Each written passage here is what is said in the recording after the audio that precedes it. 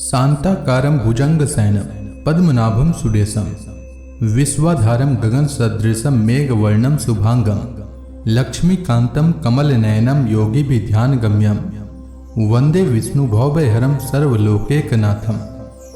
ओम नमो भगवते वासुदेवाय। आपका दिन शुभ और मंगलमय हो। आज दिनांक है 21 जून और दिन रविवार है। आज सूर्योदय का समय सुबह 5:24 और सूर्यास्त का समय शाम 7:22 रहेगा। ब्रह्म मुहूर्त रहेगा सुबह 4:04 से सुबह 4:44 तक और अभिजीत मुहूर्त रहेगा सुबह 11:55 से दोपहर 12:51 तक। वही राहु काल शाम में 5:37 से शाम 7:22 तक रहेगा। आइए सुनते हैं ज्येष्ठ मास कथा का 21वां अध्याय।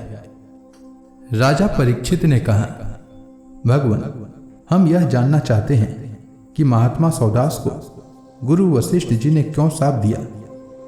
यदि कोई गोपनीय बात न हो तो कृपया बतलाइए। श्री सुखदेव जी ने कहा, परीक्षित, एक बार राजा सौदास शिकार खेलने के लिए गए हुए थे। वहां उन्होंने किसी राक्षस को मार डाला और उसके भाई को छोड़ दिया। उसने राजा के इस काम को अन्याय समझा और उनसे भाई की मृत्यु का बदला लेने के लिए वह रसोइये का रूप धारण करके उनके घर गया। जब एक दिन भोजन करने के लिए गुरु वशिष्ठ जी राजा के यहाँ आए, तब उसने मनुष्य का मांस रांध कर उन्हें परस दिया। जब सर्वसमर्थ वशिष्ठ जी ने देखा कि परोसी जाने वाली वस्तु तो नितांत अभक्ष्य है, तब उन्होंने क्रोधित होकर राजा को शाप दिया कि जा, इस काम से तू राक्षस हो जाएगा। जब उन्हें यह बात मालूम हुई कि यह काम तो राक्षस का है, राजा का नहीं, तब उन्होंने उस शाप को केवल 12 वर्ष के लिए कर दिया। उस समय राजा सौदास भी अपनी अंजलि में जल लेकर गुरु वशिष्ठ को शाप देने के लिए उद्यत हुए, परंतु उनकी पत्नी मदयंती ने उन्हें ऐसा करने से रोक दिया। इस पर सौदास ने विचार किया कि दिशाएं, आकाश और पृथ्वी सब के सब तो जीवमय ही हैं, तब यह तीक्ष्ण जल कहाँ छोड़ूं। अंत में उन्होंने उस जल को अपने पैरों पर डाल लिया। इसी से उनका नाम मित्र स हुआ। उस जल से उनके पैर काले पड़ गए थे, इसलिए उनका नाम कलमासपाद भी हुआ। अब वे राक्षस हो चुके थे। एक दिन राक्षस बने हुए राजा कलमासपाद ने एक वनवासी ब्राह्मण दंपति को सहवास के समय देख लिया। कलमासपाद को भूख तो लगी ही थी। उसने ब्राह्मण को पकड़ लिया। ब्राह्मण पत्नी की कामना अभी पूर्ण नहीं हुई थी। उसने कहा, राजन, आप राक्षस नहीं हैं। आप महारानी मदयंती के पति और इक्ष्वाकु वंश के वीर महारथी हैं। आपको ऐसा अधर्म नहीं करना चाहिए। मुझे संतान की कामना है और इस ब्राह्मण की भी कामनाएं अभी पूर्ण नहीं हुई है, इसलिए आप मुझे मेरा यह ब्राह्मण पति दे दीजिए। राजन, यह मनुष्य शरीर जीव को धर्म, अर्थ, काम और मोक्ष चारों पुरुषार्थों की प्राप्ति कराने वाला है। इसलिए वीर, इस शरीर को नष्ट कर देना सभी पुरुषार्थों की हत्या कही जाती है। फिर यह ब्राह्मण तो विद्वान है, तपस्याशील और बड़े बड़े गुणों से संपन्न है। यह उन पुरुषोत्तम पर ब्रह्म की समस्त प्राणियों के आत्मा के रूप में आराधना करना चाहता है, जो समस्त पदार्थों में विद्यमान रहते हुए भी उनके पृथक पृथक गुणों से छिपे हुए हैं। राजन, आप शक्तिशाली हैं। आप धर्म का मर्म भली भांति जानते हैं। जैसे पिता के हाथों पुत्र की मृत्यु उचित नहीं, वैसे ही आप जैसे श्रेष्ठ राजर्षि के हाथों मेरे श्रेष्ठ ब्रह्मर्षि पति का वध किसी प्रकार उचित नहीं है। आपका साधु समाज में बड़ा सम्मान है। भला आप मेरे परोपकारी, निरपराध, श्रोत्रिय एवं ब्रह्मवादी पति का वध कैसे ठीक समझ रहे हैं। ये तो गौ के समान निरीह हैं। फिर भी यदि आप इन्हें खा ही डालना चाहते हैं तो पहले मुझे खा डालिए, क्योंकि अपने पति के बिना मैं मुर्दे के समान हो जाऊंगी और एक क्षण भी जीवित न रह सकूंगी।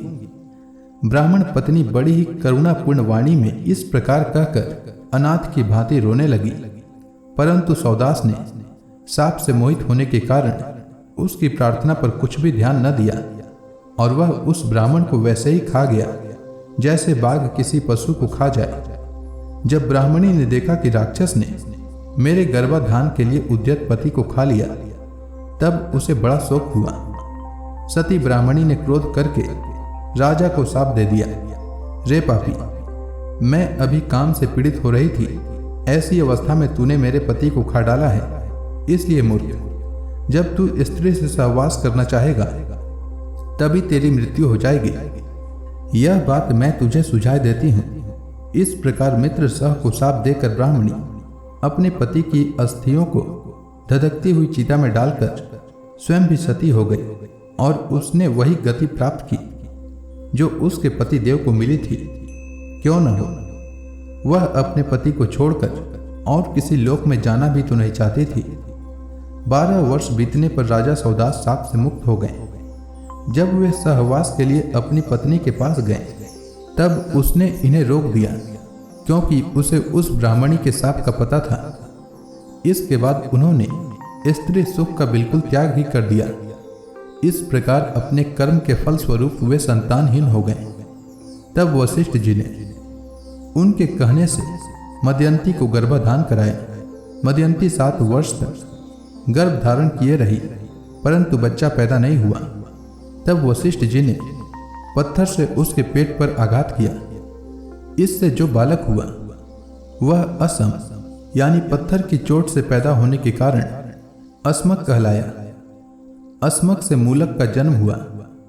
जब परशुराम जी पृथ्वी को क्षत्रियहीन कर रहे थे, तब स्त्रियों ने उसे छिपा कर रख लिया था। इसी से उसका एक नाम नारी कवच भी हुआ। उसे मूलक इसलिए कहते हैं क्योंकि वह पृथ्वी के क्षत्रियहीन हो जाने पर उस वंश का मूल बना। मूलक के पुत्र हुए दशरथ, दशरथ के एडविड और एडविड के राजा विश्वसह, विश्वसह के पुत्र ही चक्रवर्ती सम्राट खटवांग हुए। युद्ध में उन्हें कोई जीत नहीं सकता था। उन्होंने देवताओं की प्रार्थना से दैत्यों का वध किया था।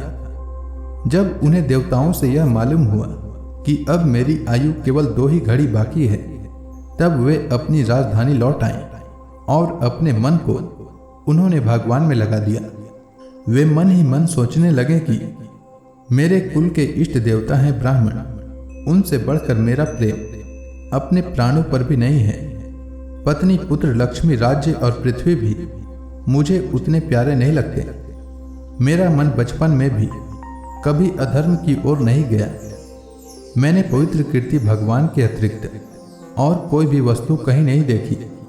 तीनों लोकों के स्वामी देवताओं ने मुझे मुंह मांगा वर देने को कहा, परंतु मैंने उन भोगों की लालसा बिल्कुल नहीं की, क्योंकि समस्त प्राणियों के जीवन दाता श्रीहरि की भावना में ही मैं मग्न हो रहा था। जिन देवताओं की इंद्रियां और मन विषयों में भटक रहे हैं, वे सत्व गुण प्रधान होने पर भी अपने हृदय में विराजमान सदा सर्वदा प्रियतम के रूप में रहने वाले अपने आत्मस्वरूप भगवान को नहीं जानते।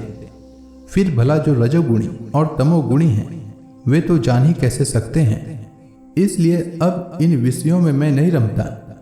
ये तो माया के खेल हैं। आकाश में झूठमुठ प्रतीत होने वाली गंधर्व नगरों से बढ़कर इनकी सत्ता नहीं है। ये तो अज्ञानवश चित्त पर चढ़ गए थे। संसार के सच्चे रचयिता भगवान की भावना में लीन होकर मैं विषयों को छोड़ रहा हूँ और केवल उन्हीं की शरण ले रहा हूँ।